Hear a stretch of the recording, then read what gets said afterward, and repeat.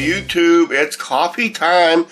Okay, like I said last night, if you had a little bit too much to drink, coffee is a good way to get over a hangover. Of course, coffee is always good anytime, in the morning, evening, wherever you want to have a cup of coffee.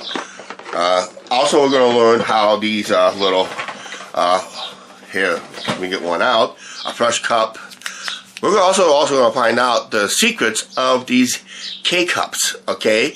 I think a lot of you know about it, but some of you don't. So I thought I'd just give you a little secret on these K-Cups, how they put them together, but I'm not going to waste a whole thing of coffee to do that. What we're going to do is we're going to go ahead and brew the coffee, and we'll show you the secrets after we're done with this K-Cup, basically. So right now, let's just get going. Okay, as we know, that is a Keurig machine, not a carrot machine. It's a coffee maker, not a juice maker. Okay, so I know you guys are leaving comments that I did mispronounce it, but it is pronounced Keurig. Okay, so we take the K-Cup like we said before.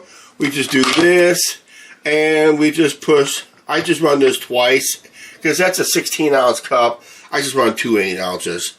And that. So I'll let that brew. We'll have it, and when we get done brewing, we'll learn the secrets of that K-Cup. Okay? Whatever coffee you decide to drink was best for you. Always a good cup of coffee, regardless what coffee you drink. So leave it down in the comments below. What brand of coffee you like to drink? Me. Ever since I've been watching a YouTube trucker and bragging about Tim Hortons, I've been having craving for Tim Hortons, and boy, sometimes he's right. Timmy's is good coffee. So down the hatch. Now on the next clip, let's discover the secrets of. We know one secret, how to insert it.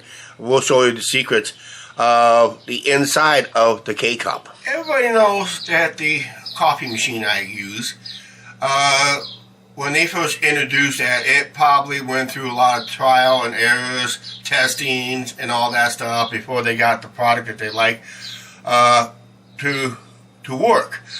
But in also to make it work, I'm pretty sure they went through a lot of testing through this, to the trial and errors, all that stuff. Okay, we had our coffee. My coffee maker makes 5 holes on the top of the machine. See the 5 holes right there? And only 1 hole at the bottom. That's where the coffee exit. Now, how did it get without the grounds? Well, if you look very closely, I don't know if you can tell or not, but we're going to take this apart. But this is where they test it inside. The placement of the filter and the coffee, basically the type of coffee that they have to use to make this work. So right now we're going to cut this open. We're going to take this knife very carefully. We're going to cut this open and see what it looks like. Okay, we're just going to kind of slit this open all the way around. Be very careful. You can see the coffee grounds just came out a little bit. As you see, there's the coffee grounds right there. But look at it. This is set dry for a while, but look how fine that coffee is. That coffee is so grindly fine. Now, I just got done using it, so this is still a little wet, but it's so fine, it's almost like dirt and that. And right now I'm going to wash this out to show you the filter. Okay, I don't know if you can be able to see it in there, but there is a filter. Very fine filter, and it's affixed to the side of the cup, just down far enough to get most of that coffee in there. Well, I had to wash some of it out just to show you the filter, and it just leaves a little gap in between. There's like a small little gap, so when they make this hole, it doesn't punch through this filter to allow grounds to go through. So that's why you basically get the perfect cup of coffee without any grounds. Now, if you actually do get grounds in your coffee through the Keurig machine, not carrot, through your coffee maker like that I use, it's because maybe the filter is down a little bit too low. But it is a proper setting of every time they make that coffee cup, the K-cup. So that's basically the inside secrets of the K-cup. Just that little fine filter that's in there. It's a really fine filter that allows water to get through, but not the coffee, which is pretty neat. Well, that's the little secret in these little K-cups. Just a lot of trial and error. It's just amazing that I decided to take it apart a while ago, and I said, why don't I just make a video on it to show you guys how they do it. It's amazing how they do it. Like I said, every invention goes through trial and errors, testings after testings after testings. Then when they come up to the original design, they're going to say, why wouldn't they think that the first time around?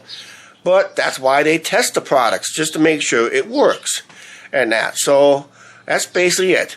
Okay, we're going to get out of here. We're making a short video today. Tomorrow night's video, if Angie wants to get involved, we'll be talking about how bad a year we had and what happened recently with one of our Facebook friends. Multiple things happened, and why we chose, and mainly why we chose the vacation to stay within at least no more than a 9.5-hour drive from home. Nothing further out than that, okay? Because if something happens, we want to be able to get home within a reasonable time frame. So we'll explain that situation tomorrow all over, and it should be the final time we'll talk about it.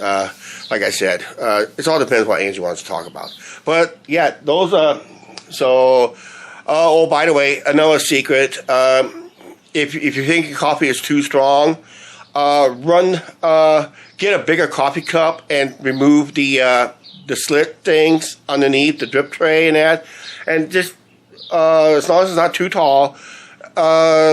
If it's like 16 ounces, I think you can run it to 2 8 ounces twice, but it'll be right at the rim. So I'd be very careful in that area too. Just get a wider base coffee cup that could work too. Because I run 16 ounces of coffee, 2 8-ounce cycles, and that just makes the coffee just strong enough for me to drink. Otherwise, anything less than 16 ounces, to me, it tastes a little too strong, and we don't want that. I don't like that. All right, we're going to make our strong exit out of here. Please like, share, subscribe. Don't forget to subscribe button, notification bell. If we have not getting close to 1,700 subscribers, if you're not one of them and watch our videos, don't be afraid to hit that subscribe button and that. So we'll see you guys later.